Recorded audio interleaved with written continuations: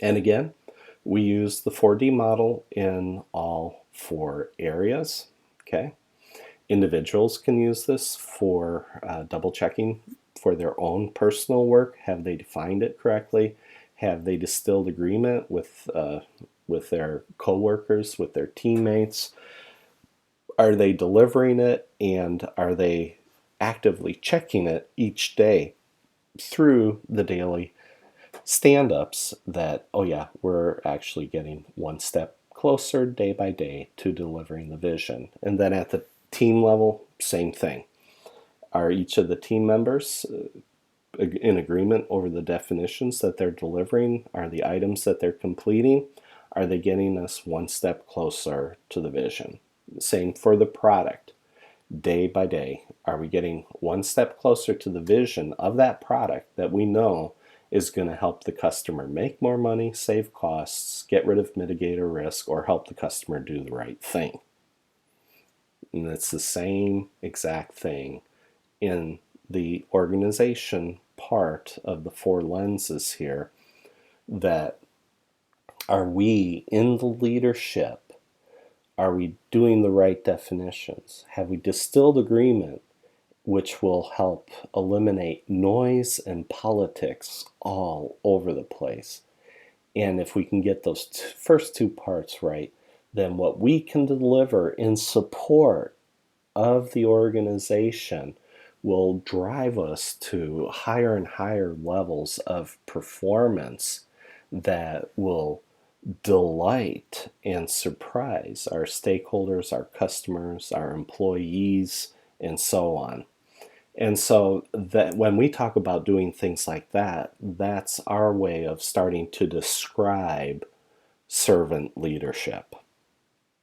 And so tied tightly to the 4D model is this idea of servant leadership. Now, does that mean that the executive is a slave to the organization? No. This means that the executive will do what's necessary to support the team to make sure that they are successful.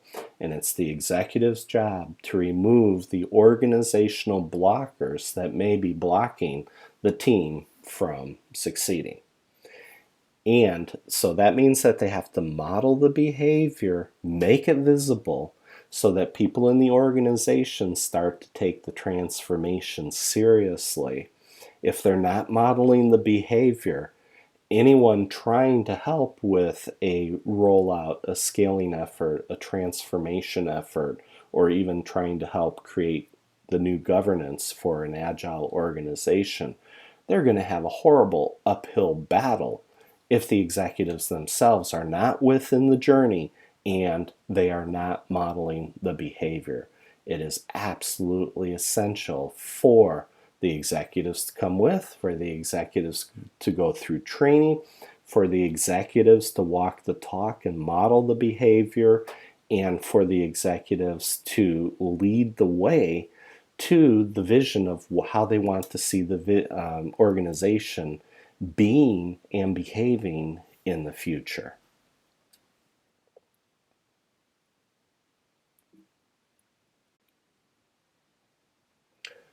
One of the very powerful tools that we've come up with is what we call the flow friction analysis.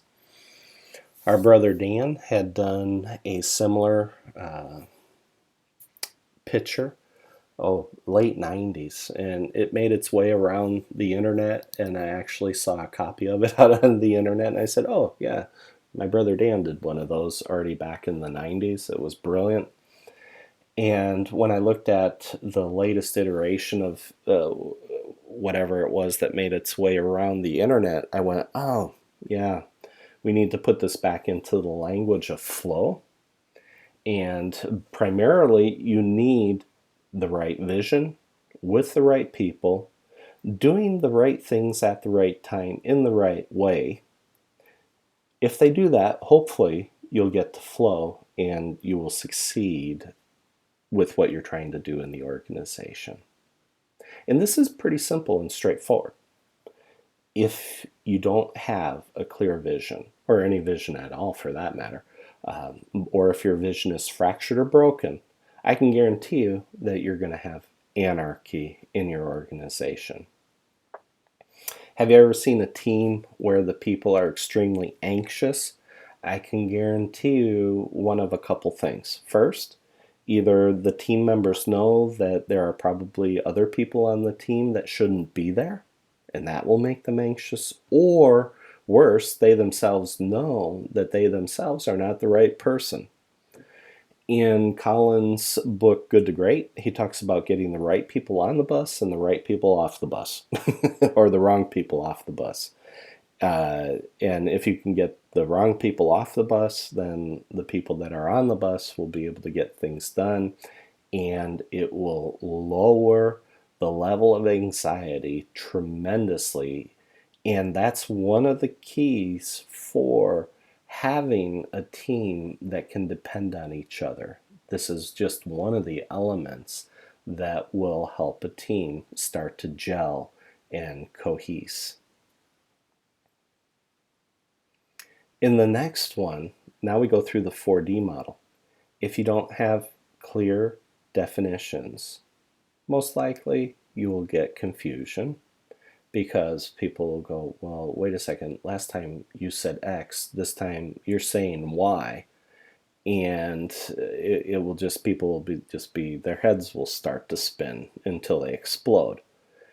And so if you're working with a team and you notice that people are confused, I'll guarantee you it's because there's something wrong somewhere with one or multiple definitions.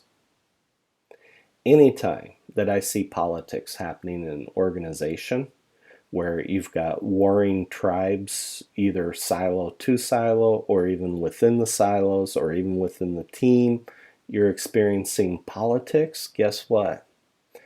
That's because people do not agree with the definitions with which we're working. They won't say it outright. It will just start to manifest in other ways, and people tend to label that as politics. And there are multiple reasons that politics manifest themselves and bubble to the surface. That can include power plays that people might be doing, personal agendas that conflict with what the team is trying to deliver. It could be any number of things that cause the disagreement. But distillation has to occur on a team in order for it to be able to start to function as a good team. What was interesting is in a couple of the recent teams with which I've worked, they did a workshop before they started their projects. We did training, then we did a product backlog workshop, and then that was like on Wednesday, Thursday, Friday that we did the training and the workshop, with Friday being the workshop day to build the product backlog. On the following Monday, we just jumped right in and started the first sprint. And we had our Scrum Masters there and our coaches there, and we were able to get the teams moving in the right direction. What was really interesting is that roughly about the third sprint in for each team, they all looked at each other after the first couple of sprints and they said, you know what?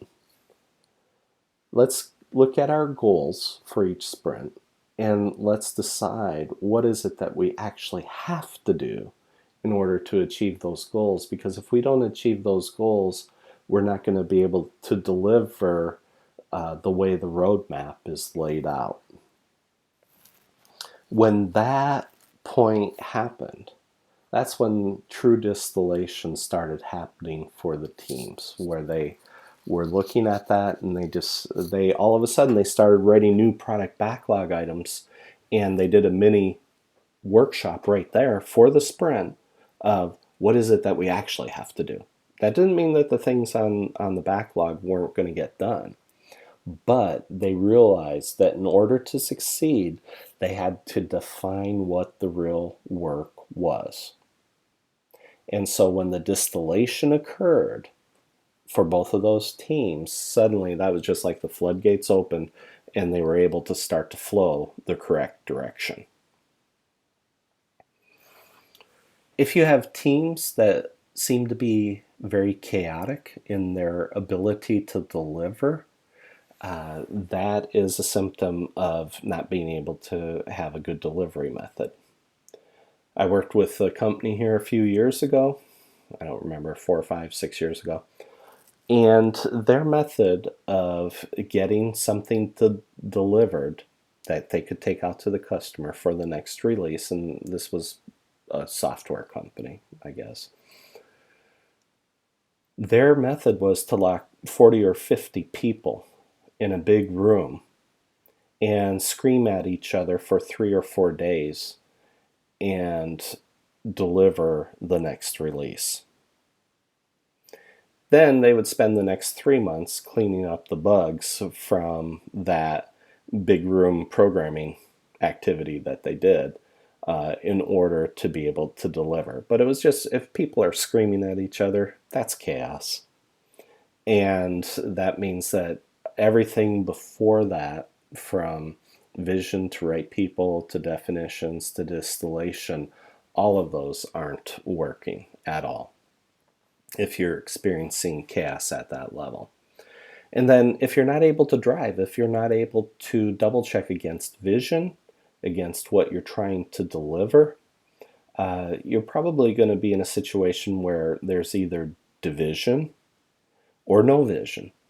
And so division literally means in English 2 visions. And so that means that you probably have a split in your team and you need to go back to vision and discover what is causing that division and work through the definitions and the distillation of agreement to get back to a common single vision. Because if people aren't on the same page of music, they're not going to deliver the same song, and the result that's being delivered is just going to not be good at all.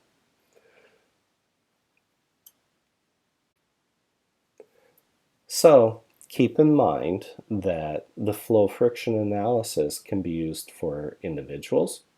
We mostly use it for teams and for the products and